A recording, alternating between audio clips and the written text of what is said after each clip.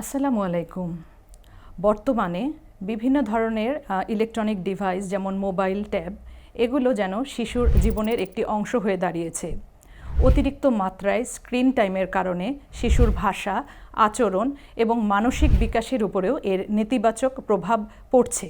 কারণ একটি শিশুর জন্মের প্রথম ৩ থেকে ৫ বছর বয়সের মধ্যেই তার সর্বোচ্চ মানসিক বিকাশ ঘটে। আসুন আমরা জেনে নেই এই ইলেকট্রনিক ডিভাইসগুলোর প্রভাবে কী ধরনের শিশুদের উপর প্রভাব পড়তে পারে। প্রথমতই বলতে হয় যে কথা দেরিতে বলা, কারণ বাচ্চার শব্দভাণ্ডার কমে যাচ্ছে এবং বড়দের সাথে বাস্তব জীবনে ইন্টারাকশন করার পরিবর্তে তারা দেখা যায় ডিভাইসের প্রতি অতিরিক্ত আসক্তি বা অ্যাডিক্টেড হয়ে পড়ছে। দ্বিতীয়ত তার সমবয়সী শিশুদের সাথে আচরণগত এবং মেলামেশার ক্ষেত্রে কিন্তু তারা আগ্রহ হারিয়ে ফেলছে।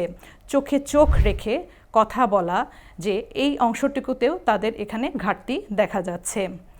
এছাড়া দেখা যাচ্ছে যে তাদের বিভিন্ন রকমের মানসিক সমস্যা যেমন রাগ, জেদ, বিরক্তি এগুলো বেড়ে যাচ্ছে। কিছু কিছু ক্ষেত্রে বাচ্চারা হাইপার অ্যাক্টিভও হয়ে যাচ্ছে।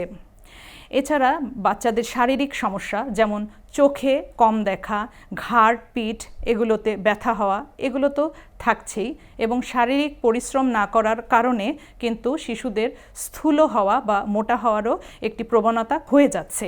এবং সর্বোপরি দেখা যায় যে বাচ্চা যেহেতু সামাজিকভাবে অন্যদের সাথে মিশতে পারছে না, তার মধ্যে নিজে নিজেই একটা চলার প্রবণতা এবং অন্যের আবেগ ধরতে না পারা, অন্যের কথা যেটা ভাষা সেটা পড়তে না পারা, এ ধরনের সমস্যাগুলোর মধ্যে দিয়ে সে কিন্তু যাচ্ছে।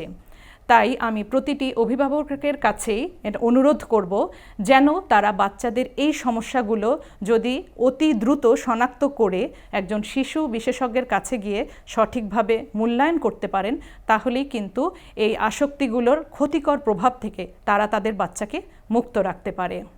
আসুন আমরা প্রত্যেকেই সচেষ্ট হই নিজ নিজ সন্তানের প্রতি।